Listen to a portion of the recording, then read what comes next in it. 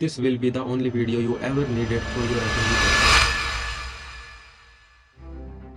जितनी भी मतलब क्वेरी हो सकती है, जितने भी तुम्हारे क्वेश्चन हो सकते हैं, मैंने कोशिश करी है कि सब कुछ इसी वीडियो में कवर करूं।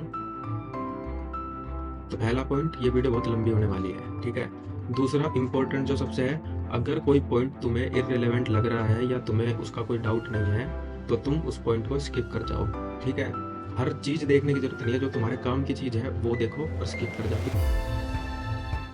So, hello everyone, my name is Dr. Vipin Yadav and I have given the recent January FMG and I have scored 199 marks in the exam. So, मैं शेयर करूँगा कि मैंने क्या किया, क्या नहीं किया, मेरी पूरी जर्नी, मैंने कब से पढ़ाई शुरू कर दी थी। पर हम इस वीडियो को अब 2 पार्ट्स में बांटेंगे, ठीक है। काइंड ऑफ 2 चैप्टर ले लो।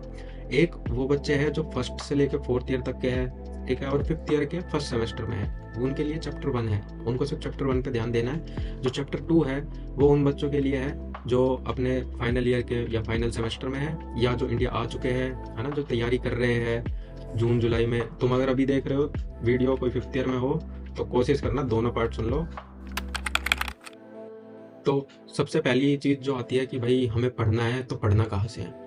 अब देखो, मैं 2 सोर्स के नाम बताऊंगा, इन सोर्स के कोड वगैरह मेरे इंस्टा पे मिल जाएंगे तुम्हें, ठीक है, मैं डाल दूंगा बहुत जल्द। तो 2 ही सोर्स मैं रिकमेंड करूंगा, सेरिबेलम और मैरो। मैं प्रेप लैडर नहीं प्रमोट करता क्योंकि मैंने उसे यूज नहीं किया, ठीक है। सिर्फ सिंपल सी चीज ये है, और आई बिलीव कि प्रेप लैडर राइट नाउ जो फैकल्टी उसमें थी वो शिफ्ट हो चुकी है, सबको पता है ना। तो मेरी रिकमेंडेशन सिर्फ 2 पे ही है, या तो मैरो ले लो या सेरिबेलम ले लो। अब मैरो या सेरिबेलम तुमने जो भी लिया वो तुम पे छोड़ता हूँ मैं। उसके बाद तुम्हें क्या करना है, अगर तुम्हारे पास टाइम है तो, मतलब मैं समझता हूँ कि जो फर्स्ट से लेकर 4th ईयर के बच्चे उनके पास टाइम है। 5th ईयर वाले फिर भी एक पल के लिए सोच सकते हैं। तो जो फर्स्ट से लेकर 4th ईयर वाले बच्चे हैं वो मैरो या सेरिबेलम जो मेन वीडियोस है उससे करेंगे। कोई रैपिड रिवीजन नहीं करना है, कोई एलआरआर वगैरह कुछ भी नहीं करना है, बीटीआर वीटीआर भी कुछ नहीं करना है। तुम्हें मेन वीडियोस करनी है। मेन वीडियोस से होगा क्या, मेन वीडियो से तुम्हें सिर्फ और सिर्फ एक चीज बनानी है, वो है तुम्हारे कॉन्सेप्ट। तुम्हारे पास उस चीज का कॉन्सेप्ट होना चाहिए। फिर एक चीज होती है रैपिड रिवीजन। रैपिड रिवीजन हमें क्या देती है, रैपिड रिवीजन हमें वो चीज बताती है जो जो टॉपिक इंपॉर्टेंट है। और उसके बाद अपने मतलब कोचिंग है, ऑफ कोर्स मैं भी डॉक्टर भगवान डीवीसी में गया था, तो डीवीसी के नोट्स और भी ज़्यादा कंसाइज है। तो मतलब इन तीनों में अगर फ़र्क करे तो ये है कि जो मेन वीडियोस है वो तुम्हें कॉन्सेप्ट बता रही है, जो रैपिड रिवीजन है वो तुम्हें इंपॉर्टेंट टॉपिक्स बता रही है, और जो डीवीसी के नोट्स है वो तुम्हें वो चीज़ें बता रही है कि जिसको तुम मतलब भूल के भी भूल नहीं सकते, वो तो तुम्हें याद ही करने हैं। वो मतलब सबसे हाई यील्ड चीज़ है, समझ रहे हो। एक फनल कर दिया है हमने, है ना। मेन वीडियोस, फिर आर, उसके बाद सर के नोट्स। तो अब ऐसा नहीं है तुमने यहाँ जो मेन वीडियोस में पढ़ा हुआ काम नहीं आएगा, वो काम आएगा, ठीक है। जो कॉन्सेप्ट है वो काम आएगा। जिस चीज के तुम्हारे पास कॉन्सेप्ट है वो चीज बहुत जल्दी याद होगी। तो अब मैंने बोल दिया तुम पे, पर फिर भी कुछ बच्चे लिखेंगे कि भैया मैरो ले कि सेरिबेलम ले, क्योंकि दोनों तो ले नहीं सकते। 50-50 हज़ार रुपए किसके पास है ना। तो देखो, ना मैरो बढ़िया है ना सेरिबेलम बढ़िया है।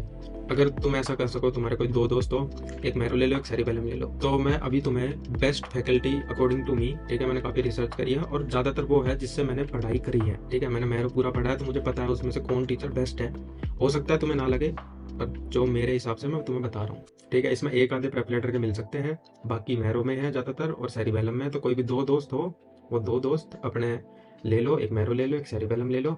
उसके बाद तुम एक्सचेंज करके वीडियो देख सकते हो, ठीक है। तो सबसे पहले बात करते हैं फिजियो में। तो फिजियो में सबसे बेस्ट मैरो की फैकल्टी है, डॉक्टर कृष्ण कुमार सर है। उनसे बेस्ट कोई नहीं है। इंग्लिश में पढ़ाते हैं, इतना क्रिस्प पढ़ाते हैं। अगर तुम हाथ से नोट्स बनाने लग जाओगे ना, तो मैरो में जो नोट्स है उससे भी बिल्कुल कम हो जाएंगे नोट्स। कोशिश करना बना लो, अगर मतलब 2nd 3rd ईयर में ही हो तो, क्योंकि फिजियो तो काम ही आएगी, हमेशा काम आएगी, ठीक है। उसके बाद बायोकेमिस्ट्री स्माइली पृथ्वी रिसेंटली, मतलब right now she is in cerebellum. तो सेरिबेलम में स्माइली पृथ्वी मैम मिल जाएगी आपको। मैम बिल्कुल शुरुआत में जो पढ़ाएगी ना, तुम्हें कुछ मतलब खुद के कॉन्सेप्ट्स देगी, जिस कॉन्सेप्ट से क्वेश्चन निकल जाते हैं। मतलब एक तो यही है, अभी एफएमजी में भी आया था शायद, साइटोप्लाज्म और माइटोकॉन्ड्रिया दोनों में कौन सा रिएक्शन होता है ना। तो मतलब मैडम के कुछ कॉन्सेप्ट है। माइटोकॉन्ड्रिया में क्या होता है, जो जो उसमें टूटती है ना चीजें, वो सारे माइटोकॉन्ड्रिया में होते हैं। तो मैडम बहुत अच्छे कॉन्सेप्ट बनाती है और बायोकेमिस्ट्री इजी कर देती है। तो तुम मैम से बायोकेमिस्ट्री देख सकते हो। फार्मा सबको पता है, गोगा सर। इसके अलावा जीआरजी सर के अलावा कोई है ही नहीं, मतलब मैं बता रहा हूँ। अच्छा बहुत लोग पढ़ाते हैं, मैरो में जो सर है वो बहुत अच्छा पढ़ाते हैं, मतलब बहुत अच्छा। पर जो जीआरजी सर है ना, वो तुम्हें बताते हैं कि कैसे याद करनी है चीजें, चीज़ें याद कैसे करनी है, पढ़ा तो हर कोई दे रहा है, याद कौन करवा पा रहा है। ऐसे स्माइली पृथ्वी मैम ने याद करवाया था, ऐसे ही फिजियो में सर याद कराएंगे। तो मैं तुम्हें वो बता रहा हूँ जो एग्जाम में तुम्हें बहुत फायदा देंगे, ठीक है। पीएसएम मैरो से करो, मोहित सर है, बहुत अच्छा पढ़ाते हैं। ईएनटी, तुम मैरो से कर लो एक बार, उसके बाद तुम मुझे मैसेज करो कि भैया क्या रिकमेंडेशन थी। मतलब तुमने आज तक जिंदगी में अपना ऐसा कोई भी टीचर नहीं देखा होगा। ईएनटी जब तुम खत्म करोगे ना, तुम ये बोलोगे भाई सारी ईएनटी मेरे दिमाग में है, मेरे को रिवाइज भी नहीं करनी, सारी की सारी दिमाग में है। ओप्था भी मैरो से करिए है तो मैरो से कर लेना। अब मेडिसिन की बात करें ना, तो मेडिसिन भाई देखो दो ही नाम है, मैरो में राकेश नायर सर है और मारवा सर है। अब मैंने मारवा सर से कभी पढ़ा नहीं, ठीक है, मैंने राकेश नायर सर से पढ़ा है। तो सिंपल सी बात यह है कि अगर तुम्हारे पास टाइम कम है तो अकॉर्डिंग टू माई फ्रेंड्स मारवा सर बेटर है, ठीक है, तुम मारवा सर के पास जा सकते हो। पर अगर तुम्हें मेडिसिन से प्यार करना है, तुम्हें ऐसी फील लेनी है बैठे बैठे कि भाई तुम किसी पेशेंट को ट्रीट कर रहे हो, तो भाई एक बार राकेश नायर सर को जरूर देखना। जिस तरीके से वो कॉन्सेप्ट बताते हैं ना, मतलब मैंने पहली वीडियो देखी थी, उसमें उन्होंने मेरा कॉन्सेप्ट खत्म कर दिया। कहते हाइपोनेट्रीमिया क्या होता है, हम सब कहते हैं कि भाई सोडियम कम होता है, लेकिन हाइपोनेट्रीमिया मतलब सोडियम कम नहीं होता। वीडियो देखना फिर मुझे बताना, है ना। सर्जरी हर किसी को पता है, रोहन खंडेलवाल सर है। रोहन खंडेलवाल सर के बारे में सबसे मतलब मेरे को जो परेशानी हुई तो वो तुम्हें ना हो। तुम जब पढ़ने बैठो ना कोई भी टॉपिक, तो तुम्हारे पास उसका एक ओवरव्यू होना चाहिए कि जैसे हम ब्रेस्ट पढ़ रहे हैं तो ब्रेस्ट में हम कैंसर स्टेजिंग भी पढ़ेंगे, हम ये भी पढ़ेंगे, फिजिकल एग्जामिनेशन, ये एमआरआई में क्या, ये सब तुम्हें ओवरव्यू होगा ना, तो तुम सर की बातें बहुत अच्छे से समझ पाओगे।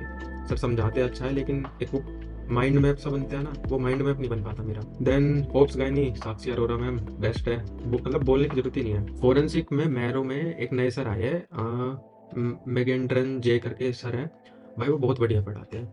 मतलब मैंने रैपिड देखा था तो बहुत बढ़िया पढ़ाते हैं, तो मेन वीडियो देखना, वो भी मस्त होगी सर की। उसके बाद स्मॉल सब्जेक्ट मैंने सब मतलब मैरो से करे थे, तो मैरो से कर लेना। मतलब स्मॉल सब्जेक्ट में ऑर्थो में अब्बास अली सर भी उसी में है, ठीक है। एनेस्थीसिया में तुम जब सर से मिलोगे ना, मतलब साउथ इंडियन जो भी सर है ना भाई, नेक्स्ट लेवल पढ़ाते हैं ये लोग। अब कुछ सब्जेक्ट रह गए होंगे इसमें, मुझे पता है, पर मैं नाम नहीं लूंगा। वो सब्जेक्ट भाई मतलब मैं कोई रिकमेंडेशन बना ही नहीं पाया, वो मैं तुम पे छोड़ रहा हूँ, तुम कहीं से करो। अब देखो मेन वीडियोस कर ली तुम लोगों ने, तुम्हारे पास एक बहुत बड़ा मतलब एक मिशन था बहुत बड़ा, वो खत्म हो गया तुम्हारे लिए। अब तुम्हें सिर्फ क्यू बैंक लगाना है, अगर तुम्हारे पास टाइम बचता है तो। बट टाइम निकालो, मतलब क्यू बैंक के लिए तुम्हें फायदा होगा, उससे नुकसान कुछ नहीं होगा। अब क्यू बैंक में क्या करना है, जैसे जैसे टॉपिक हो जाए ना तुम्हारा, वैसे वैसे तुम क्यू बैंक के लिए अप्रोच कर सकते हो। अब एक चीज ध्यान में रखना कि क्यू बैंक तुम्हारे लिए टेस्टिंग टूल नहीं है। अगर क्यू बैंक टेस्टिंग टूल होता तो वो जो टेस्ट वाला कॉलम होता है ना मैरो में, वो नहीं होता। तो जो बच्चे क्यू बैंक में कम स्कोर हो जाते हैं और ऐसे डिप्रेस हो जाते हैं ना, तो ये बात उनके लिए है। क्यू बैंक से भी तुम्हें चीजें सीखनी है कि क्वेश्चन कैसे पूछ रहा है, और कुछ नए क्वेश्चन मिलेंगे जो नोट्स में नहीं मिलेंगे। बाकी मेन वीडियोस में सारी चीजें होती है, but still you will find some things which are not present in the notes, ठीक है। उसके बाद बात आती है जीटी की। तो भाई अगर नीट पीजी में देखे ना, तो जीटी में सिर्फ मैरो का ही नाम चलता है। पर मैंने एफएमजी में नोटिस करा है कि पहले मैरो था, लेकिन अब बच्चे ज्यादातर सेरिबेलम पे शिफ्ट हो रहे हैं अकॉर्डिंग टू मी, क्योंकि अब मतलब पहले 10-10 हज़ार 12-12 हज़ार बच्चे बैठते थे, अब 2-3-4-5 बस इतने इतने बच्चे बैठते हैं। शुरुआत से अगर मैं एक बार इसको समराइज कर दूं, क्योंकि हमारा चैप्टर 1 खत्म हो चुका है। जो भी बच्चे जिनके पास 6 महीने से ज़्यादा का टाइम है, वो इस अप्रोच को करें। पहले मेन वीडियोस देखे, मैंने बता दिया किस किस से देखनी है। उसके बाद क्यू बैंक करना है, साथ साथ चलना चाहिए क्यू बैंक। और उसके बाद अपने जीटी लगा लेना, जब भी तुम्हें ऐसा होना कि मेरा पढ़ने का मन नहीं कर रहा, जब भी तुम उठाओ और एक जीटी दे दो। अब हम चलते हैं अपने चैप्टर 2 पे। तो ये उन बच्चों के लिए है जिनके पास 6 महीने बचे हैं पढ़ने के लिए, या फिर वो अभी रिसेंटली जो दिसंबर में 1 जुलाई में होगा ऑफकोर्स, उसके बाद जो दिसंबर में एफएमजी होने वाला है, इसमें उनके लिए बात है, क्योंकि हमें बहुत कम टाइम पे बहुत सारी चीजें करनी है। तो कैसे कैसे क्या करनी है, अब देखो मैं मान के चलता हूँ कि भाई तुम्हें इसमें 2 चीजें चाहिए। मैरो चाहिए, मैरो का प्लान बी चाहिए, क्यों चाहिए वो थोड़ी देर में बताता हूँ। प्लान बी जिसमें क्वेश्चन बैंक और टेस्ट सीरीज आते हैं। और भाई तुम्हें डीबीसी ज्वाइन करनी है। अब मैं बोल रहा हूँ कि तुम्हें ज्वाइन करनी है, तो तुम्हें ज्वाइन करनी पड़ेगी, क्योंकि ये सारी एडवाइस उस तरीके से है। अच्छा, जिन बच्चों को पता नहीं डीबीसी क्या है, पहले उनकी बात करते हैं। डीबीसी डॉक्टर भगवान क्लासेस का मतलब शॉर्ट फॉर्म है डीबीसी। तो डॉक्टर भगवान हमारे सर है जो अकेले 19 सब्जेक्ट कवर करते हैं, तो वो तुम्हें 19 सब्जेक्ट पढ़ाएंगे। ऑफलाइन अगर तुम्हें कोचिंग लेनी है तो उसके लिए तुम्हें गौतम नगर में जाना पड़ेगा, और ऑनलाइन तो तुम घर बैठ के ले ही सकते हो, क्योंकि दोनों उसमें अवेलेबल होते हैं। लाइव क्लासेस होती है, ऑनलाइन में कोई रिकॉर्डेड चीजें नहीं मिलती तुम्हें। लाइव जब होगी क्लास तो तुम्हें बैठना पड़ेगा वहीं पे।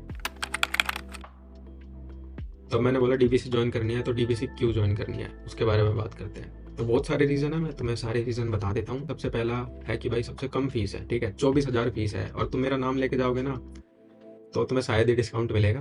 पर हाँ, सर से थोड़ा स्पेशल अटेंशन मिल जाएगा, तो सर थोड़ा ध्यान देंगे तुम पे, क्योंकि मतलब डिस्काउंट वगैरह इस पे क्या लोगे तुम। 24,000 में 500 रुपये कम करवा लो, उससे क्या हो जाएगा? इतनी तो तुमने सिगरेट पी ली बाहर, है ना। दूसरा पॉइंट भाई, ये जो टेस्ट है ना, ये सब कुछ सेल्फ स्टडी पे डिपेंड करता है। तो सर की जो क्लासेस होती है वो देखो, सुबह क्लासेस होती है 9 से 12, ठीक है। मान लो तुम निरे आलसी हो, महा आलसी, तुम उठते ही नहीं हो, तो तुम फिर भी 8:30 बजे उठोगे, तुम 9 से 12 क्लास लोगे, उसके बाद तुम्हारी छुट्टी। तो तुम्हारे पास टाइम है, शाम को क्लास से पहले तुम्हारे पास टाइम है कि तुम वो जो सारा अभी पढ़ाया गया है वो सब रिवाइज कर सको, ठीक है। शाम को क्लास होती है 4 से या 5 बजे से होती है, 5 से 9, मतलब डिपेंड करता है, 4 से भी हो जाती है कभी कभी, 5 से भी शुरू होती है, तो 5 से 9 बजे तक। तो सुबह 12 से 5 तक का तुम्हारे पास टाइम है रिवाइज करने के लिए, और मतलब कुछ भी नहीं होता, अगर तुम क्लास में ढंग से सुन रहे हो ना तो 1-1.5 घंटे में रिवाइज हो जाएगा। उसके बाद 9 बजे वापस छुट्टी होगी, कोई भी तुम में से सोता नहीं है 12 बजे से पहले, मुझे पता है, ठीक है। तो 12 बजे तक का तुम्हारे पास फिर टाइम है, तुम उस दिन का उसी दिन निपटा सकते हो। अगर तुम दूसरी कोचिंग जाओगे, जैसे मिस्ट, हाँ मैं नाम ले रहा हूँ सबके, देखो मिस्ट हो गया, मेडवे हो गया, और भी है थोड़े बहुत, इनमें भाई तुम्हें सुबह बैठाएंगे 8 बजे और शाम को छोड़ेंगे 8 बजे, 5 बजे छोड़ देंगे कभी, और सुबह बैठाएंगे और शाम को छोड़ेंगे। उसके बाद इतना एग्जॉस्ट हो जाते हैं ना कि मतलब कर ही नहीं सकते बहुत। तुम चाहोगे भी ना कि मैं कर लूँ, तुम्हारा दिमाग बंद हो जाएगा अपने आप, क्योंकि लिमिटेड चीजें ले सकता है। इसमें डॉक्टर भगवान की क्लासेस में क्या होता है कि तुम सुबह क्लास लेते हो, उसके बाद तुम्हें ब्रेक मिल जाता है, तुमने मान ले 2 घंटे वेस्ट कर दिए, तब भी तुम्हारे पास 2 घंटे बच गए। और क्लास 5 बजे होगी तो 3 घंटे बच गए। अगर तुम 1-1.5 घंटे भी पढ़ लिए तो तुम्हारा कवर हो गया जो सुबह पढ़ाया था। तो इससे दिन का दिन में रिवाइज हो जाता है, ठीक है। और दूसरी बात भाई, खुद के लिए बहुत सारा टाइम मिलेगा, जैसे तुम्हारी डेली क्लास नहीं होती, जो ये बाकी कोचिंग है ना, इन सब में डेली क्लास होती है, शेड्यूल मिल जाएगा तुम्हें, ऐसे कि ये शेड्यूल है, उसके हिसाब से क्लास चलेगी वहाँ धनाधन धनाधन। जैसे अपने नीट यूजी में होता था ना, आकाश में शेड्यूल मिल जाता तो क्लासेस चलती रहती थी, उन्हें मतलब नहीं है। सर के यहाँ ऐसा नहीं है, सर के यहाँ तुम्हें जब चाहिए ना, जब छुट्टी मिलेगी, ठीक है। तुम्हें नहीं मतलब, जब सर को फील होगा कि भाई बहुत सारा काम हो गया, बच्चों को थोड़ा छूट गया है, या कुछ सर को काम आ गया है ना, जब भी थोड़ा रिक्वायरमेंट फील होगी, तुम्हें एक छुट्टी मिलेगी, अनएक्सपेक्टेड छुट्टी मिलेगी।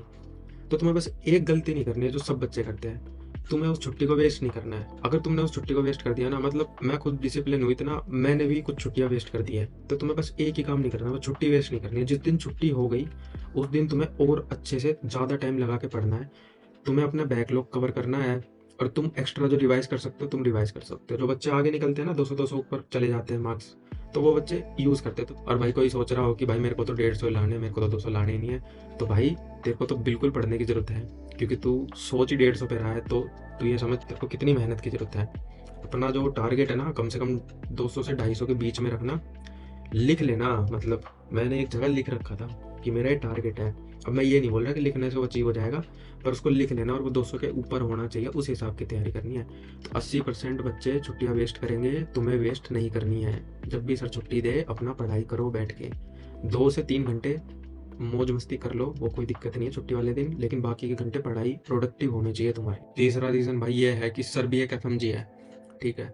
सर हमारे जैसे बाहर से पढ़ के आए थे और उन्होंने एफएमजी दिया और एफएमजी क्रैक करा है। अब कुछ बच्चे बोलेंगे अरे सर तो एफएमजी है, हमें क्या पढ़ाएंगे। तो भाई एक बात समझो, जो हमारी जर्नी है ना उससे सर निकले हुए हैं, ठीक है। सर को पता है कि चीज़ें क्या इंपॉर्टेंट है, क्या पढ़नी चाहिए क्या नहीं पढ़नी चाहिए। जो टीचर होता है ना वो सिंगल सब्जेक्ट पढ़ता है, लेकिन जो बच्चा होता है ना वो 19 सब्जेक्ट पढ़ता है। तो मतलब देखा जाए ना, टीचर से ज़्यादा मेहनत करता है बच्चा, 19 का 19 सब्जेक्ट पढ़ के जाता है। और जो सर का माइंड सेट है ना, वो सर का माइंड सेट ये नहीं है कि भाई मेरी कोचिंग से मतलब टॉपर चाहिए सर को, ये नहीं। सर को चाहिए 150 नंबर, और वो भी हर बच्चे के, ठीक है। 150 नंबर हर बच्चे के आने चाहिए। तो तुम्हें बहुत बार ऐसा लगेगा कि यार सर जो पढ़ा रहे हैं ना इनफ नहीं है, इनफ नहीं है, लेकिन भाई वो 150 नंबर क्रैक करने के लिए इनफ है, ठीक है। और अगर तुम ढंग से पढ़ोगे तो भाई 215 कुछ नंबर गए हैं, विपिन पटेल के 215 वो सर के नोट से तो आए हैं, है ना, उसके खुद के एफर्ट्स भी होंगे, पर स्टिल। तो सर का फोकस है मेरे सारे बच्चे पास होने चाहिए, और जो बाकी कोचिंग है ना उनका फोकस है कि भाई जो टॉपर होगा ना वो हमारी कोचिंग में से होना चाहिए। इसलिए पोस्टर में फर्क देखना कि जो वो पोस्टर लगाते हैं वो लिखते हैं कि डॉक्टर एक्स 256 मार्क्स, ठीक है। और जो सर पोस्टर लगाते हैं ना, सर उसमें लिखते हैं 400 450 में से 300 बच्चे पास हुए। तो तुम रेसो देख रहे हो, तो वो माइंडसेट अलग है सर का बाकी कोचिंग से, इसलिए ये डीबीसी एक अलग ही लेवल है। हमने सबने चूज करा तो हमने ऐसे चूज नहीं करा। और मैं जो चीज़ बता रहा हूँ ना तुम्हें जेन्युइन चीज़ बताऊंगा, मैं कुछ ऐसे ही प्रमोट नहीं कर रहा कि भाई ये करो वो करो। अभी तुम्हें जो एक चीज़ खलेगी ना मैं उसके बारे में भी बताऊंगा तुम्हें, उसके लिए क्या करनी चाहिए। एक और चीज़ भाई, तुम मतलब पढ़ते पढ़ते ना सब लोग ऐसे बिल्कुल फकडअप हो जाते हैं कि भाई क्या हो गया, पढ़ाई नहीं जा रहा, बर्नआउट हो गया। सब सर की बढ़िया चीज़ है कि सर जब ऐसा टाइम आता है ना, सर उसी टाइम बोलते हैं कि चलो ट्रिप पे चलते हैं। अब तुम सोच रहे हो कि भाई पेपर की तैयारी करा रहे हैं कि ट्रिप पे घुमा रहे हैं। भाई एक दिन की ट्रिप होती है वृंदावन की, तुम जाते हो और दर्शन करके आते हो। और जो जो बच्चे गए थे ना उनसे पूछ के देखना, वो उनकी ज़िंदगी की बेस्ट ट्रिप थी। मैं नहीं जा पाया किसी रीज़न से, पर जो बच्चे गए थे ना, वो उनकी ज़िंदगी की बेस्ट ट्रिप थी। मतलब एक बच्चे राजस्थान से, ऑनलाइन वाले बच्चे स्पेशली आते दिल्ली कि सर हम वृंदावन जाएँगे आपके साथ। और भाई सर के जो नोट्स हैं ना, वो बहुत ही ज़्यादा हाई यील्ड है। मतलब मैंने तुम्हें पहले भी बताया था, अगर तुमने नहीं देखा तो। जो हाई यील्ड नोट्स है ना, वो तुम मिस नहीं कर सकते। तुम मतलब अगर उसको छोड़ रहे हो तो तुम पाप कर रहे हो, लिटरली पाप कर रहे हो। तुम्हें वो तो पढ़ना है, वो तो याद ही होना चाहिए। अब देखो, इसका एग्जांपल के तौर पे समझ लो, जो नोट्स है ना हमारे माइक्रो के नोट्स हैं, तो उसमें माइकोलॉजी में सर ने ब्लास्टोमाइकोसिस लिखा रखा है। उसमें 3 ही चीज़ें लिखवा रखी है उसके बारे में, ठीक है, फिगर ऑफ 8 और ब्रॉड बेस बटिंग, और जो तीसरी चीज़ है वो सर ने मतलब कटवा भी दी थी बाद में, इतना ही कुछ नहीं था। ये दो, सिर्फ 2 चीज़ें हैं इस फंगाई के बारे में, और ये दोनों चीज़ें आईएनआई सेट में पूछ रखी है। तो मतलब तुम समझ रहे हो कितनी सिर्फ हाई यील्ड चीज़ें ही लिखी है नोट्स में, हर कुछ नहीं लिखा। क्योंकि ये नहीं है कि भाई हमारे नोट्स में ये तो है नहीं, इस चीज़ का डर तो है नहीं सर को, ठीक है। जो है वो एग्जाम में आएगा, ठीक है, और उससे उसे पढ़ के तुम गारंटी पास हो जाओगे। और जब आईएनआई सेट के क्वेश्चन सोल्व हो सकते हैं, जब तुम पढ़ोगे ना सर से, तो सर तुम्हें लाइव खोल के दिखाएंगे आईएनआई सेट के क्वेश्चन कि देखो बेटा, ये आईएनआई सेट में ये आया ना, ऐसे ये होगा, ये हमारे नोट्स में ऐसे ऐसे लिखवा रखा है, हमने पढ़ा रखा है। तुम्हें लाइव दिखाएंगे जब पढ़ाएंगे। तो जब आईएनआई सेट के क्वेश्चन हो सकते हैं, तो ये एफएमजी के नहीं हो सकते, तुम खुद सोच के देखो। तो अभी जो रिजल्ट आया हमारे बैच का जो रिजल्ट आया डीबीसी से, तो उसमें 450 बच्चे थे और 300 बच्चे पास हो गए, ठीक है। तो अराउंड अराउंड अगर तुम परसेंटेज वाइज निकालोगे तो ये 66.6 कुछ निकलेगा, तो 70% मान लो बेसिकली। मतलब एक बार सोचा जाए तो ऐसा है कि अगर तुम भगवान सर की कोचिंग क्लासेस ज्वाइन करते हो, तो तुम्हारे 70% चांस है पास होने के, जबकि एमसीआई का जो रिजल्ट है ना, वो 10 से 20% होता है। और भाई अगर तुम नहीं ज्वाइन कर रहे, तो तुम जिस भी कोचिंग में जा रहे हो ना, उनसे जाके ये पूछना कि पिछली बार तुम्हारे पास कितने बच्चे थे और उसमें से कितने बच्चे पास हुए, उसके बाद एडमिशन लेना। टॉपर है उससे हमें मतलब नहीं है, टॉपर अलग ही होते हैं भाई। टॉपर से हमें क्या मतलब, एक टॉपर हो मान ले, उनका 200 प्लस का सिर्फ एक, बाकी के बच्चे बिल्कुल ही पास नहीं। तो बस उनसे ये पूछना कि उनके कितने परसेंट रिजल्ट आया, ठीक है, उसके बाद कोचिंग में एडमिशन लेना। हमारी कोचिंग का 70% था। तो भाई अगला क्वेश्चन होता है कि भैया ऑनलाइन ज्वाइन करें कि ऑफलाइन ज्वाइन करें। तो देखो, ऑफलाइन में तभी जाना जब तुम स्ट्रेस को ले पाते हो, क्योंकि भाई गौतम नगर होगा, स्ट्रेस होगा। बेसिक सिर्फ एक ही चीज़ बता रहा हूँ, गौतम नगर होगा, स्ट्रेस होगा। अगर तुम ऑफलाइन जा रहे हो, तो अगर तुम स्ट्रेस में पढ़ाई कर सकते हो, अब कुछ आधे बच्चे तो सारे बच्चे बोलेंगे स्ट्रेस में पढ़ाई नहीं कर पाते, पर भाई याद करो, तुम 12वीं तक पास हुए हो, जब पेपर आ जाता है पास, जब भी हम पढ़ाई करते हैं, ठीक है। स्ट्रेस होगा, ये बात दिमाग में रखना, ठीक है। तुम स्ट्रेस से तुम बिल्कुल ऐसे परेशान नहीं होने चाहिए, बहुत ही ज़्यादा परेशान हो रहे हो, ठीक है। अगर तुम नहीं होते हो, ठीक है, तो बिल्कुल ऑफलाइन जाओ, ऑफलाइन से बेस्ट नहीं है कुछ भी। और भाई तुम बिल्कुल ही हैंडल नहीं कर पाते, तुम्हें सीधा पैनिक अटैक आ जाते हैं, या फिर एनजाइटी हो जाती है। एनजाइटी में कुछ भी समझ नहीं आ रहा है, ठीक है, सब कुछ घूम रहा है, तो तुम्हें ऑनलाइन रहना चाहिए मेरे हिसाब से। पर भाई ऑनलाइन में हमेशा एक ना एक डिसएडवांटेज रहेगी। मैं खुद ऑनलाइन था, लेकिन ऑनलाइन के लिए 3-4 चीज़ें लगती है तुम्हारे अंदर होनी चाहिए। पहली चीज़, तुम डिसिप्लिन होने चाहिए। तुम्हें इतने बजे उठना है तो उठना है, तुम्हें इतने घंटे पढ़ना है तो पढ़ना है, तुम्हें क्लास के आगे बैठना है, एक्टिवली बैठना है। जब सर बोल रहे हैं, रिवाइज करा रहे हैं, तो तुम्हें रिवाइज करना है, क्योंकि यहाँ पे कोई देखने वाला नहीं है तुम्हें। और जब हमें कोई देखने वाला नहीं होता, तब हम नहीं पढ़ते, ठीक है। अभी तुम बोल रहे होंगे खुद को कि हाँ मैं तो पढ़ लूंगा, पर देखो, बहुत कम बच्चे होते हैं जो खुद पढ़ते हैं। आधे बच्चे तो भाई ऑनलाइन में ऐसे खोल के सो जाते हैं, कितने लोगों से सुना है मैंने, ठीक है। क्लास लेनी है रेगुलरली, तो उसके लिए डिसिप्लिन होना पड़ेगा, खुद ही पढ़ना है उसके लिए भी डिसिप्लिन होना पड़ेगा। और ये चीज़ तुम्हें 1-2 महीने नहीं करनी, महीनों तक करनी है, ठीक है, 5-6 महीने तक करनी है।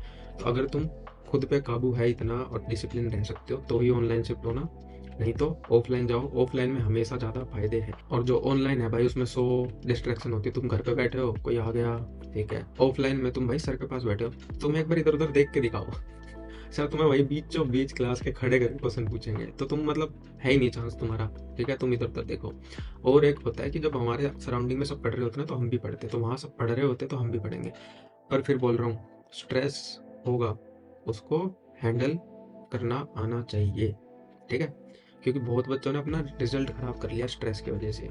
जो मतलब 200 पार के बच्चे थे ना, वो सिर्फ इसी बात से रह गए कि स्ट्रेस हो गया लास्ट टाइम में, और फिर चीज़ें सब कुछ जम्बल टप हो गई, वो हो नहीं पाया एग्ज़ाम जितना अच्छा होना चाहिए था। सर की बात ये वैसे बहुत बच्चों को पता नहीं है, लेकिन मैं बता देता हूँ। जो सर है ना वो पहले तो तुम्हें नॉर्मली पढ़ाते हैं, ठीक है।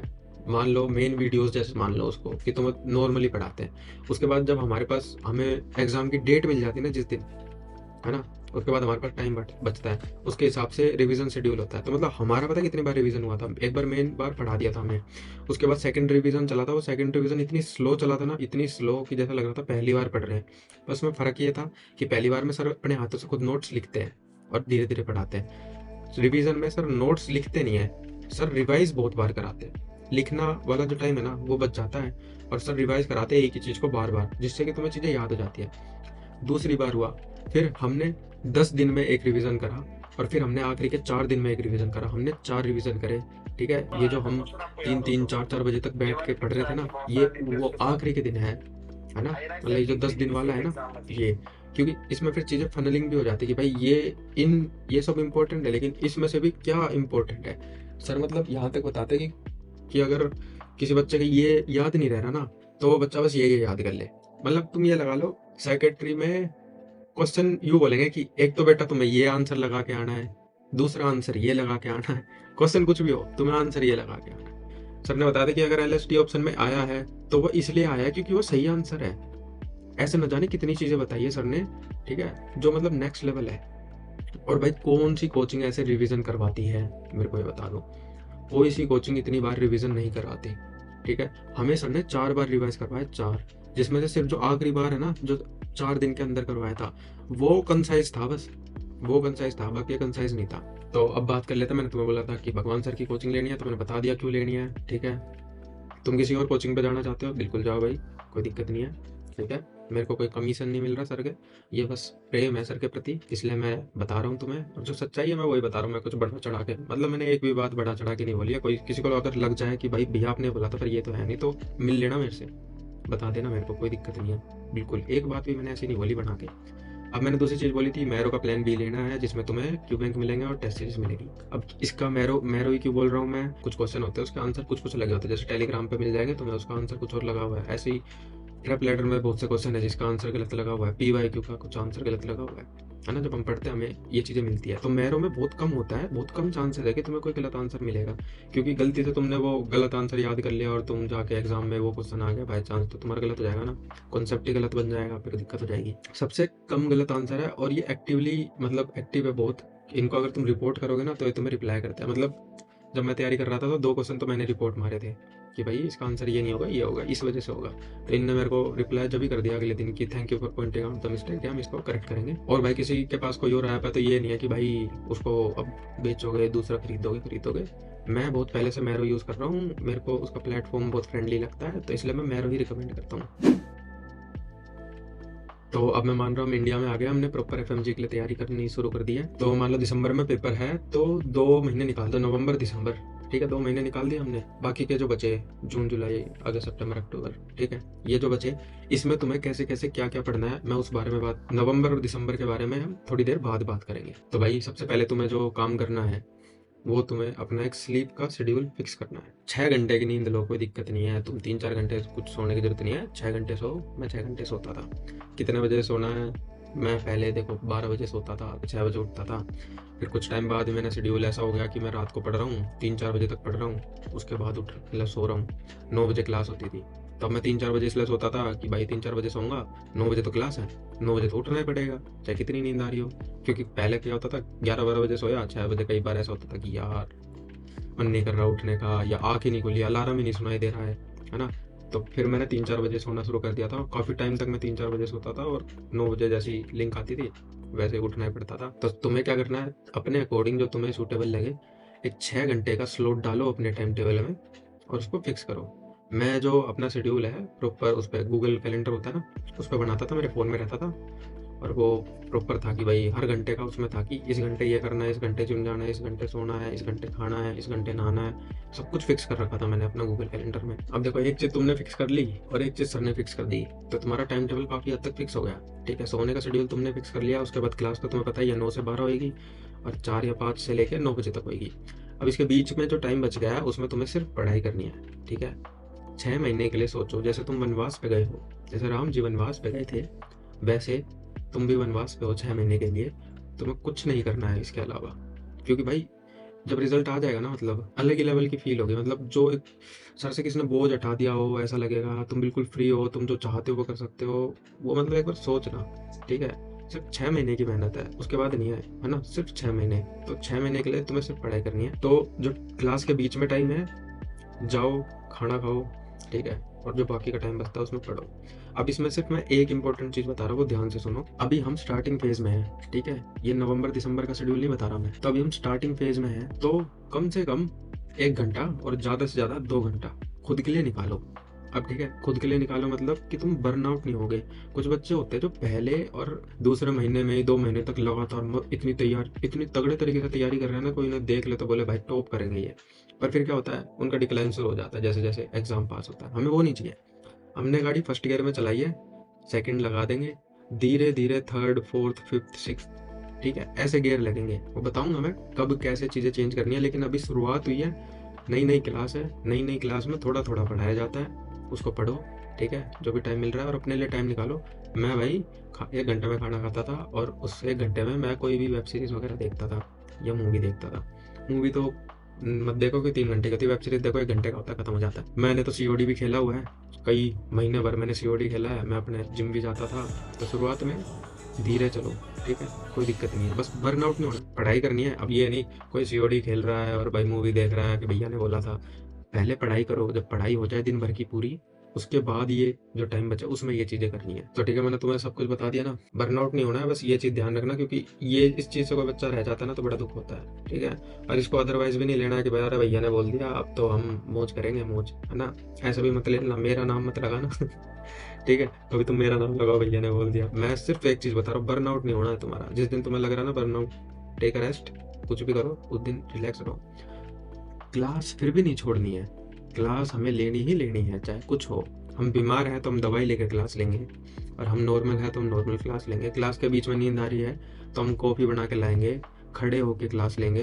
मेरे को नींद आती थी, मैं खड़े होके क्लास लेता था कई बार, कि खड़े खड़े कैसे सोएगा, सो के दिखा। तो भाई ये मैंने टाइम टेबल बना दिया कि शुरुआत के 4 महीने तुम्हारा क्या टाइम टेबल होना चाहिए, ठीक है। इसके बाद हम डिस्कस करते हैं नवंबर और दिसंबर में, एज्यूमिंग दैट तुम्हारा दिसंबर के एंड में पेपर है, ठीक है। तो 2 महीने का शेड्यूल तुम्हारा कैसा क्या होना चाहिए वो देखते हैं। सबसे पहले अपना स्लीप शेड्यूल ही फिक्स करना है। अब वो कैसे, 10 बजे से लेके सुबह 7 बजे के बीच में तुम्हें कभी भी सोना है, 6 घंटे की स्लॉट में, ठीक है। तुम 10 बजे सो रहे हो तो तुम 4 बजे उठोगे, और ऐसे 11 सो रहे हो तो 5 बजे उठोगे। 6 घंटे के लिए सोना है, पर कोशिश करना कि 7 से पहले ही उठ रहे हो और 10 के बाद सो रहे हो, इसके बियॉन्ड मत जाना, क्योंकि हमें एंड में जो गोल रखना है ना वो अपना करना है। हम 11 बजे सो रहे हैं और हम 5 बजे उठ रहे हैं। मैं तो इस शेड्यूल में मतलब जल्दी चला गया था, 2 दिन में चला गया था, पर कुछ बच्चे नहीं जा पाएंगे। तो शेड्यूल बेसिकली हमें ये रखना है 11 से 5। क्यों रखना है, क्योंकि भाई हमें एग्जाम डे को मिमिक करना है एक तरीके से, है ना, कि एग्जाम वाले दिन के हिसाब से हमारा ब्रेन फंक्शन करे। अब कोई बच्चा बिल्कुल सोई गलत टाइम रहा है तो वो मतलब एग्जाम वाले दिन कैसे सो पाएगा, है ना, सो नहीं पाएगा तो दिमाग काम नहीं करेगा, तो दिक्कत आ जाएगी। तो you have to eventually shift your schedule and fix your sleep schedule from 11 to 5। Okay, तो थोड़ा मैं बता देता हूँ मैं कैसे सोता था। तो पहले मैं भाई 11 बजे सोता था, ठीक है, 4 बजे उठता था। ये मैंने करा, मतलब महीने भर करा, पता नहीं कैसे हो रहा था, मैं 5 घंटे सो रहा था। लेकिन फिर आगे जाके क्या होगा कि जो सर है ना वो क्लास थोड़ी लंबी लेनी शुरू कर देंगे, 11 बजे तक तो क्लास ही लेंगे, तो उसके बाद मैं तो सो जाता था, मतलब क्लास के बाद डायरेक्ट। तो जो सोने वाला है धीरे धीरे सरकता जाएगा, सरकता जाएगा। किसी दिन 12 बजे तक भी क्लास होगी तुम्हारी, है ना। पर ये चीज़ें आखिरी के 10 दिन में होगी। तो जो ब्रेन को हमें ट्रेन करना है ना वो शुरुआत के 2 महीने में कर देना है, कि हम 11 बजे सो रहे हैं, 5 बजे उठ रहे हैं, तो हमारा बाकी का टाइम ब्रेन बिल्कुल अलर्ट है। ऐसा भी टाइम आएगा भाई, तुम 11 बजे क्लास छूट रही है, 12 छूट रही है, एक दिन हमारी 3 बजे क्लास छूटी है, और एक दिन हमारी 2-2:30 बजे मतलब क्लास छूटी है। मतलब हम शाम को 4 बजे बैठे और सुबह के 3 बजे, मतलब रात के 3 जो हो रहे हैं ना, 3 बजे, मतलब 11 घंटे की क्लास चली है, 11 घंटे की। लेकिन एक आधे दिन चलती है, आखिरी में चलती है, क्योंकि हम सब कुछ रिवाइज करते हैं ना। तो ठीक है, स्लीप शेड्यूल फिक्स करना है तुम्हें अपना 11 से 5। अब ये धीरे धीरे लेके आना, एकदम से शिफ्ट करते तो दिक्कत आती है। देखो अब इन 2 महीने में ना हम अपना टाइम वेस्ट नहीं कर सकते। पहले हमने बर्नआउट के चक्कर में मतलब चीज़ें अलाउ करी थी कि भाई खेल लो या मूवी देख लो, ये सब कर लो, लेकिन अब कुछ नहीं हो सकता। अभी भी तुम कोई सा बोल रहे हो भाई मेरे को तो बर्नआउट हो जाएगा ये और वो, तो ऐसा कुछ नहीं है, ठीक है। तुम्हें एक मतलब कुछ भी वेस्ट करना ही नहीं है, इंटेंशनली टाइम वेस्ट करना ही नहीं है। जो अनइंटेंशनली होता है वो मतलब कुछ हो गया, कुछ एकदम से आ गया, करना ही पड़ गया, लेकिन इंटेंशनली नहीं वेस्ट करना है कुछ भी। तो इस टाइम में तुम्हें अपने फ़ोन से जो भी ये यूट्यूब, इंस्टाग्राम, जो भी तुम्हें डिस्ट्रैक्ट करता है ना, जिसने भी तुम्हारे 5 या 10 मिनट खा लिए दिन के, उसको उठा दो। ठीक है, बहुत बच्चे एज अ रिफ्रेशिंग यूज़ करते हैं, रिफ्रेश होने के लिए और भी चीज़ें हैं, मैं बोलूँगा उस पे जाओ। इस टाइम को मतलब 2 महीने के लिए तुम अगर सोशल मीडिया से दूर रह लोगे तो बहुत ही अच्छा होगा। खैर मैंने बहुत पहले मतलब जिस दिन मैं बैठा था तैयारी करने, उसी दिन मैंने ये सारी चीज़ें इंस्टाग्राम वगैरह सब कुछ हटा दिया था। हटा दो तो बढ़िया है, पर तुम भाई रह ही नहीं पाते, तो फिर सिर्फ 2 महीने के लिए बोल रहा हूँ मैं तुमसे, 2 महीने के लिए हटा देना। सिर्फ और सिर्फ पढ़ाई पे फोकस होना चाहिए तुम्हारे इस 2 महीने, और कोई भी तीसरी चीज़ नहीं होनी चाहिए। कुछ है तो उसको साइड करो। तो भाई मैंने तुम्हें 2 टाइम टेबल बता दिया अकॉर्डिंग टू योर टाइम, ठीक है? एक नवंबर दिसंबर का टाइम टेबल और एक पहले का टाइम टेबल। अब इसको फॉलो कर लेना, ठीक है? जैसे जैसे मैंने बताया है। अब हम बात करते हैं कि भाई पढ़ाई करनी है, कैसे पढ़ाई करनी है। तो जैसे तुमने अभी क्लास ली, ठीक है, तुम जाके क्लास लेके आए, 12 बजे तुम्हारी छुट्टी हुई, 1 घंटा तुमने खाया पिया, कॉफ़ी वॉफ़ी ली, और तुम लाइब्रेरी में जाके पढ़ने बैठ गए। तो जो आज पढ़ाया है ना, वो आज के आज ही तुम्हें सब पढ़ना नहीं है, तुम्हें याद करना है, याद। कोई इस वहम में मत रहना कि भाई पढ़ लिया हो गया। बैठ के याद करो, याद, ठीक है? ये दिमाग में रखना, पढ़ने वाला दिमाग मत रखना कि पढ़ लिया मैंने हो गया, नहीं। बैठ के उसको याद करो, आज का आज ही खत्म करो, कल नहीं करेंगे, कल और काम आ जाएगा और कल और ज़्यादा आएगा। तो बैकलॉग बनने नहीं देना है बिल्कुल भी। अब भैया आप बोल रहे हो कि याद करो, अब याद कैसे करें? तो देखो, जब मैं कैसे करता था, मेरे को ऐसे पढ़ के चीज़ें याद नहीं होती है, ठीक है? मैं सिंपल बोल रहा हूँ, मेरे को पढ़ के चीज़ें याद नहीं होती है। तो मैं फ्लैश कार्ड बनाता था, एक अंकी करके ऐप आता है मेरे लैपटॉप में है, मैं डेली उसको करता था। मैंने पता नहीं 200 200 दिन से भी ज़्यादा लगातार अंकी कर रखा है, ठीक है? अब मैं ये नहीं बोलूँगा कि भाई तुम भी अंकी करने लग जाओ, क्योंकि मैं सेकंड ईयर से यूज़ कर रहा हूँ, तो मुझे सब चीज़ें पता है उसके बारे में, मेरे लिए ईज़ी पड़ता है। तुम क्या कर सकते हो, तुम जो भी चीज़ पढ़ रहे हो ना, ठीक है, अगर तो तुमने उसका कॉन्सेप्ट बना रखा है तो तुम्हें बहुत ईज़िली याद हो जाएगी, और तुमने कॉन्सेप्ट नहीं बना रखा है ना, तो मतलब अभी है टाइम तुम्हारे पास, स्टार्ट करा है ना तुमने, कोई वो दिक्कत थोड़ी ना, नवंबर दिसंबर में थोड़ी ना आ गए हम एकदम से। तुमने स्टार्ट करा है टाइम, तो तुम थोड़े बहुत क्वेश्चन पूछ सकते हो खुद से कि भाई टाइप 1 डायबिटीज़ में ये होता है, तो खुद के दिमाग में टाइप 2 में क्या होता है बताइए, इंसुलिन बनती है नहीं बनती है, ठीक है? ऐसे क्वेश्चन पूछोगे।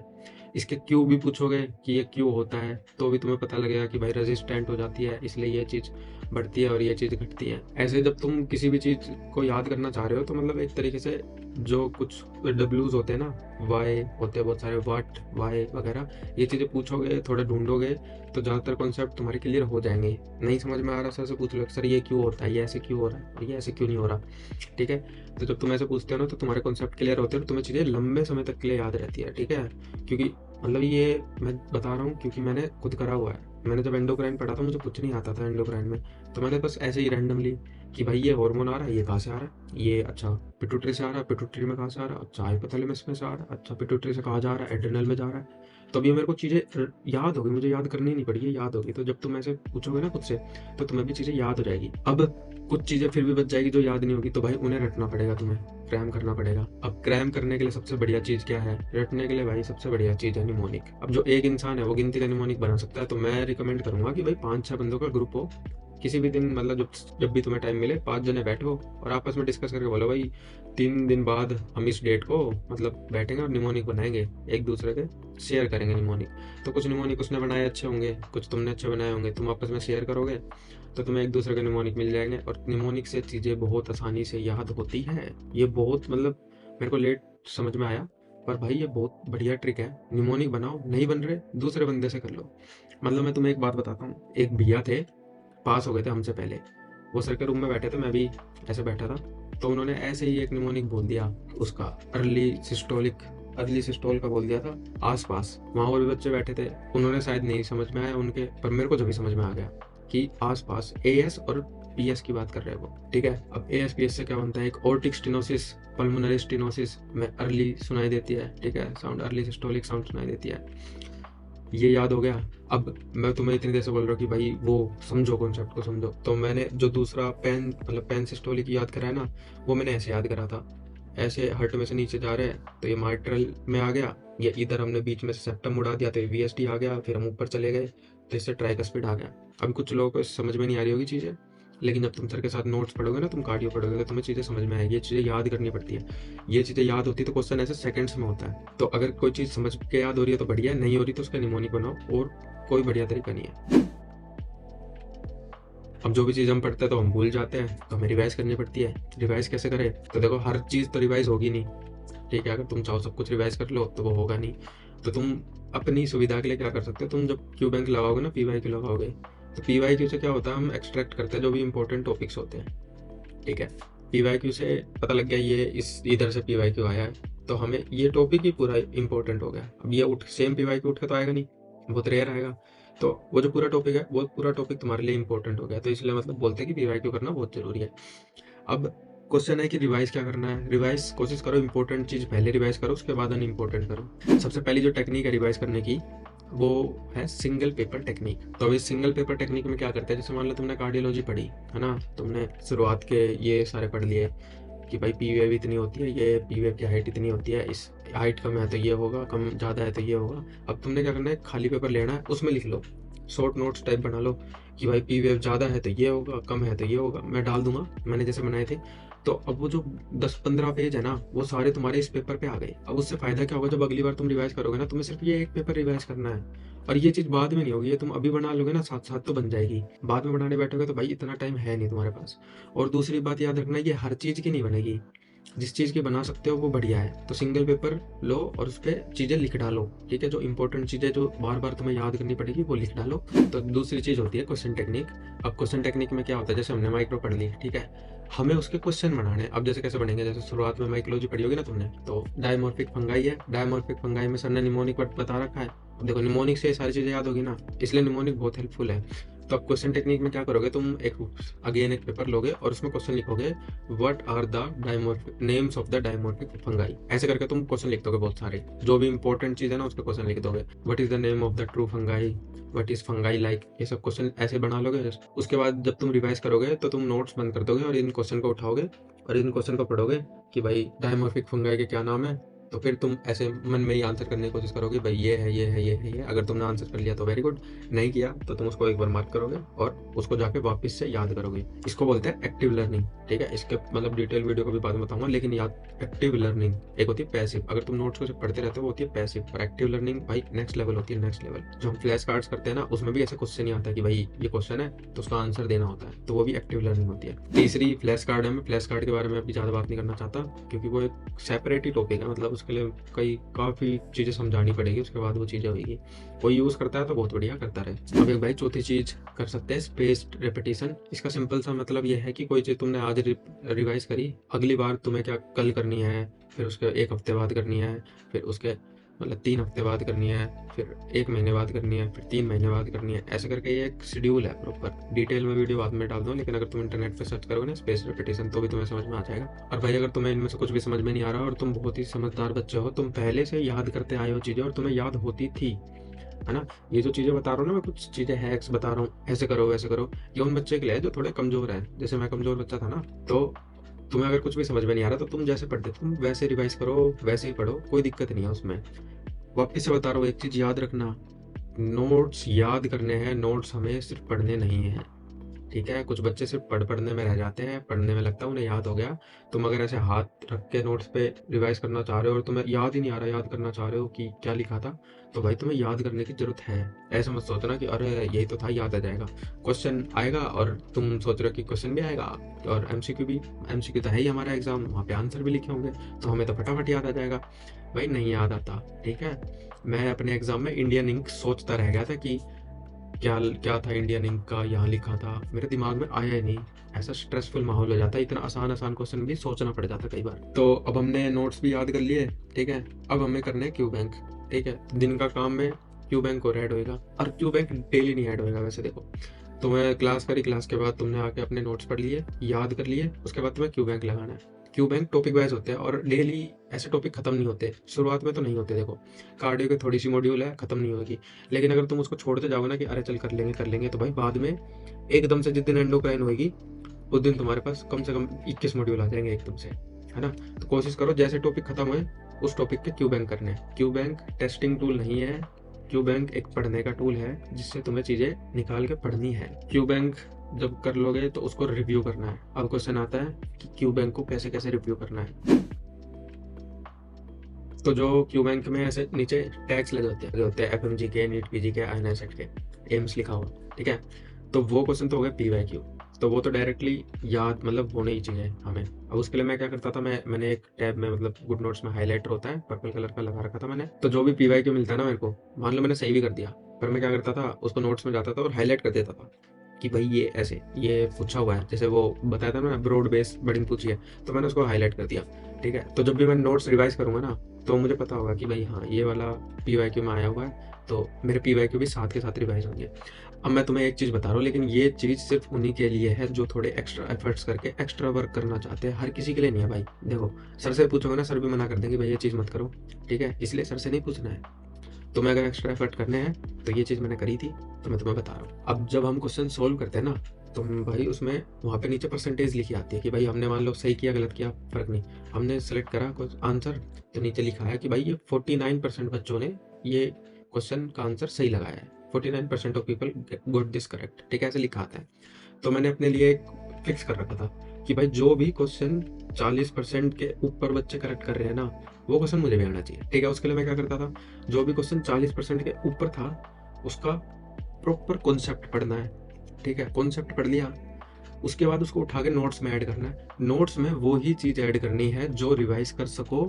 ठीक है, इस तरीके से ऐड करो कि रिवाइज कर सको और जो चीज तुम्हें याद रह सके।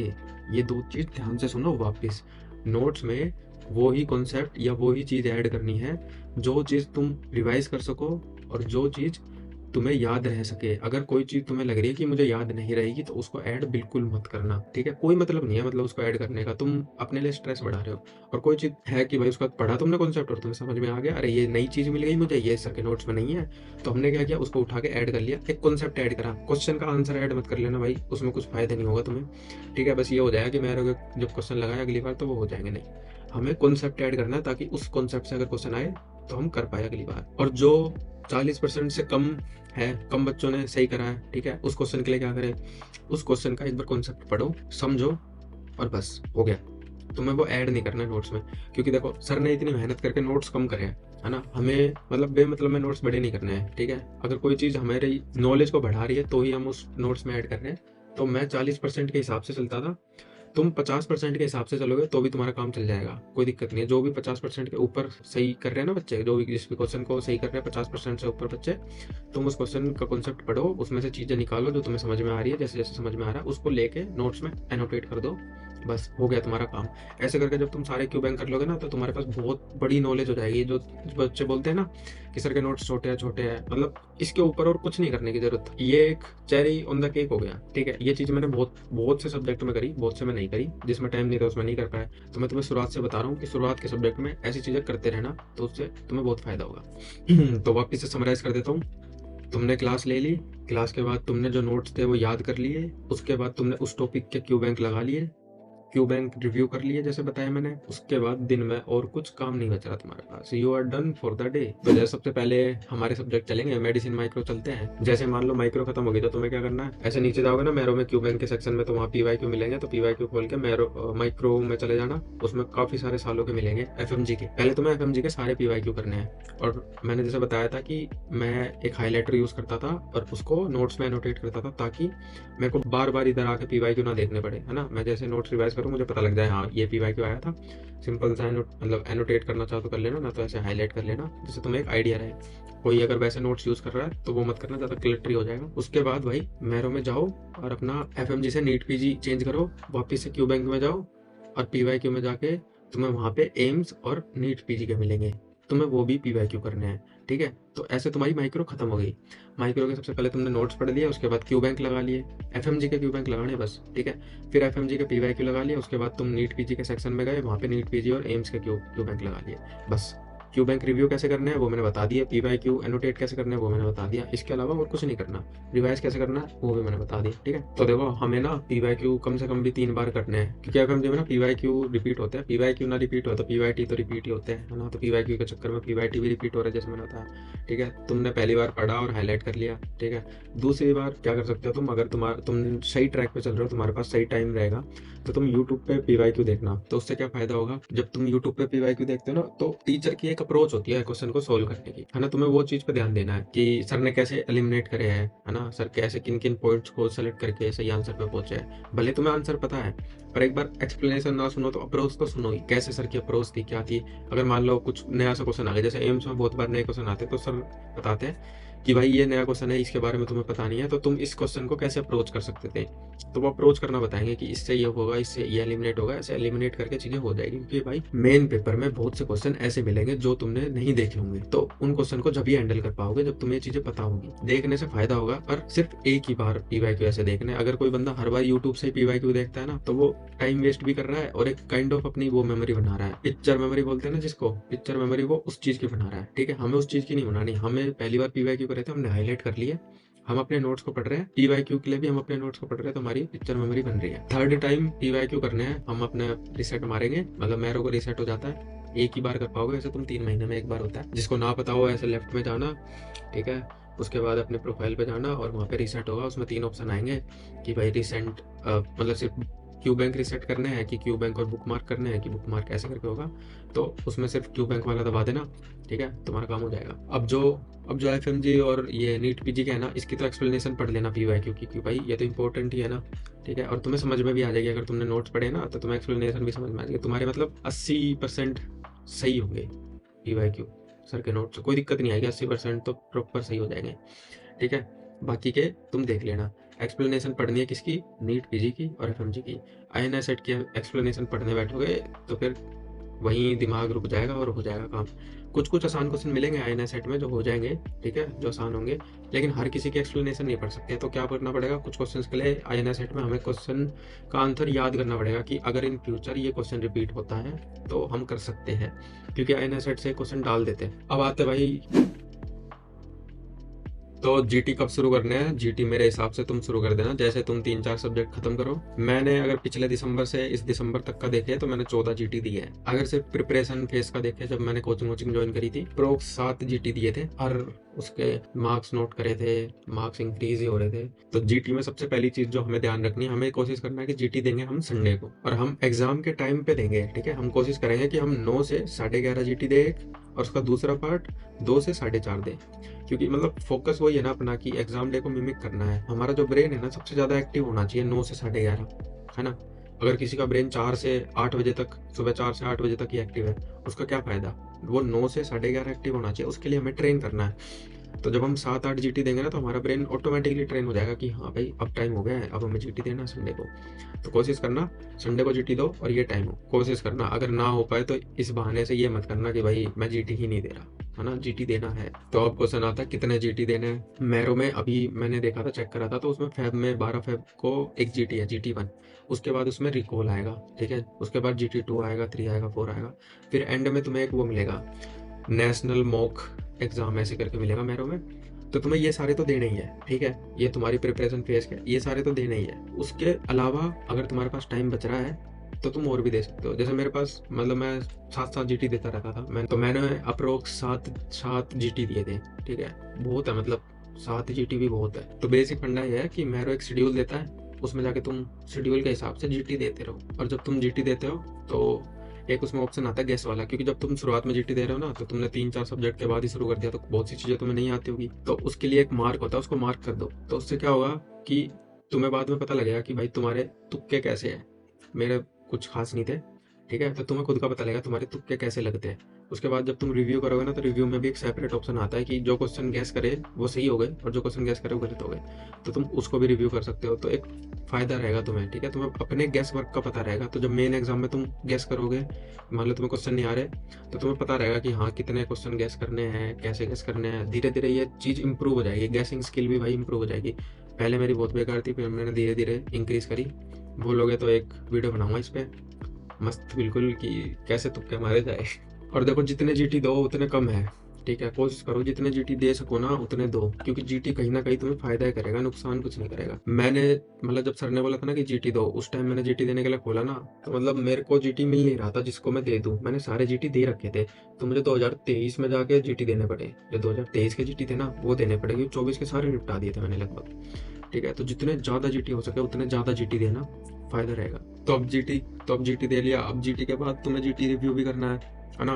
कुछ लोग भाई ये पता नहीं ऐसे बोलते हैं कि भाई जीटी दे दिया और जीटी रिव्यू नहीं करा तो उसका कोई मतलब नहीं रहा, ठीक है। मेरा ऐसा मानना नहीं है। देखो, क्योंकि हम जीटी दे रहे हैं तो हम भाई 5 घंटे एक जगह बैठे हैं, 5 घंटे हमारा दिमाग कंटिन्यूअसली क्वेश्चन देख रहा, आंसर लगा रहा, क्वेश्चन देख रहा, आंसर लगा रहा है। आदत तो पड़ रही है हमें, हमारा ब्रेन इस चीज़ के लिए ट्रेन तो हो ही रहा है, कुछ ना कुछ फायदा तो हो ही रहा है। अगर तुमने आज तक एक जीटी नहीं दिया ना भाई, तो कम से कम 2 जीटी लगेंगे तुम्हें। 2 जीटी दे दोगे, तुम बीच में ऐसे हो जाओगे कि यार मैं उठ जाता हूँ, बस हो गया, मेरे से और आगे क्वेश्चन ही नहीं हो रहे। बच्चे जीटी कंप्लीट तक नहीं कर पाते, ठीक है। इसलिए इसकी आदत लगानी पड़ती है, धीरे धीरे ट्रेन हो गए। अगर आदत नहीं है तो जल्दी शुरू करना। जिस दिन ये हो जाए कि तुम आराम से बैठ के जीटी दे पा रहे हो और पूरा जीटी दे पा रहे हो, कंप्लीट कर पा रहे हो, कोई ज़्यादा दिक्कत नहीं हो रही, उस दिन तुम रिव्यू शुरू कर दो। अब देखो, जब तुम जीटी रिव्यू करोगे ना, तो मैं तो प्रॉपर एक पेपर पे लिखता था कि भाई मेरे इस सब्जेक्ट में इतने क्वेश्चन सही हुए, इतने गलत हुए और इतने परसेंट बना, ठीक है। ऐसे करके पेपर 1 पेपर 2 लिखता था।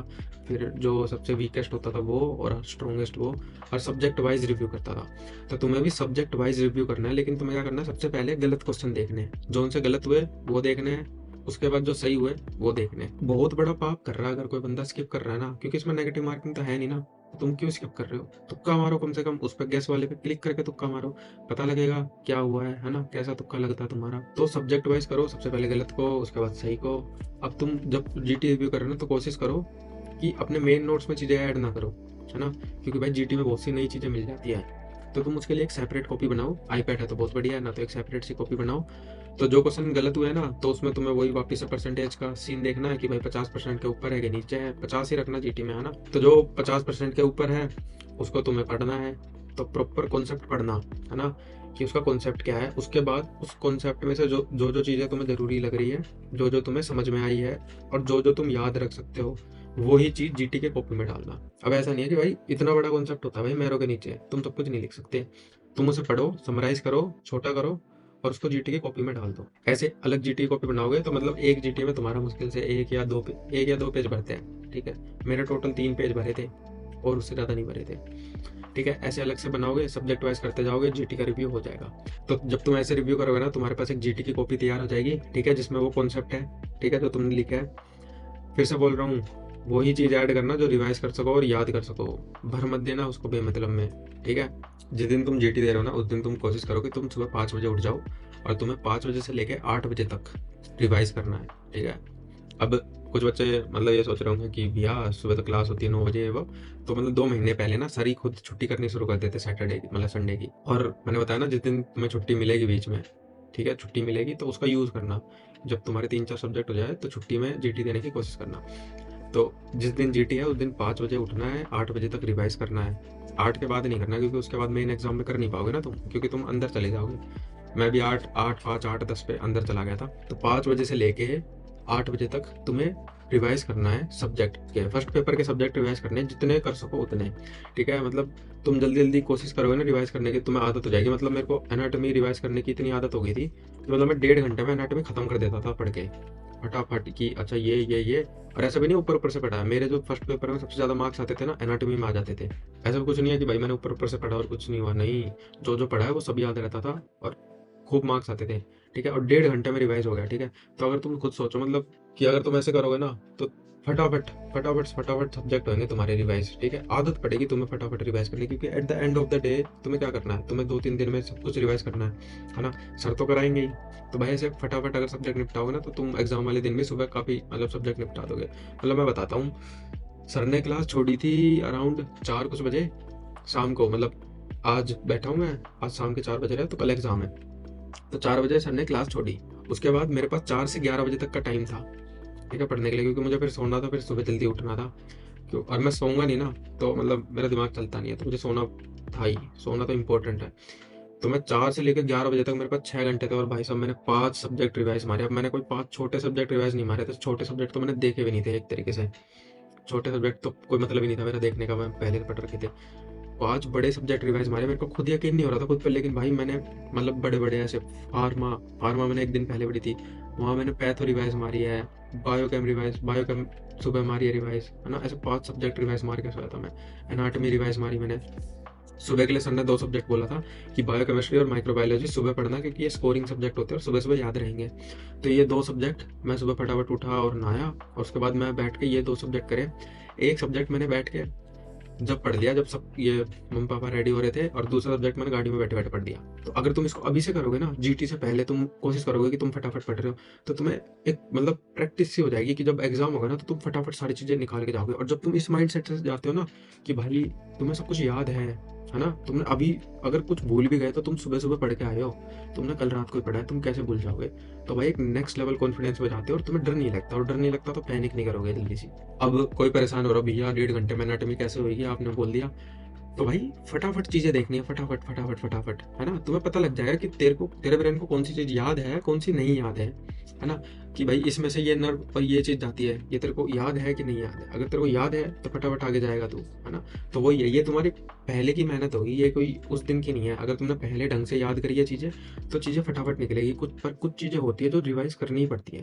तो इसका वो फायदा होता है कि वो जो चीजें भूल जाता है ना इंसान, वो चीज फटाफट रिवाइज हो जाती है ना। और वो पेपर तक तो याद ही रहेगी, है ना। 24 घंटे तो हम चीज़ें याद ही रखते हैं। तो भाई आखिरी में मैं यही बोल रहा हूँ, मतलब काफ़ी क्वेश्चन रह गए होंगे, कुछ बच्चों के डाउट्स रह गए होंगे। मैंने कोशिश करी है सब कुछ इस वीडियो में बताने की।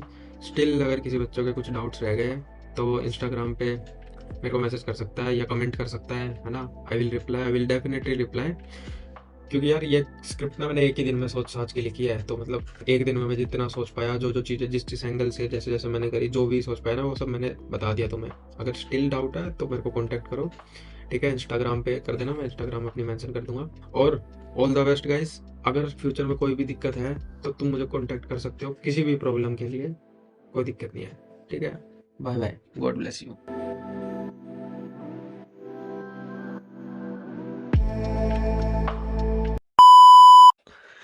हो गई कंप्लीट। मैंने स्माइली प्रोती से, ओ भाई ये फोन गायब हो गया। But still you will find some things which are not present in the notes. My good English. देखा, विपिन टॉप कर रहे हैं। तो गाइस मेरा गला दर्द कर गया है, पिछले 1 घंटे से मैं बोल रहा हूँ। ऐसा सर बोलते हैं, मैं नहीं बोलता। तो देखो, जिस दिन तुम जीटी दोगे ना, कोशिश करो उस दिन तुम पानी पियो। सुबह उठ के पानी पीना बहुत जरूरी है। गला दुख रहा है मेरा, गला सूख गया मेरा गला।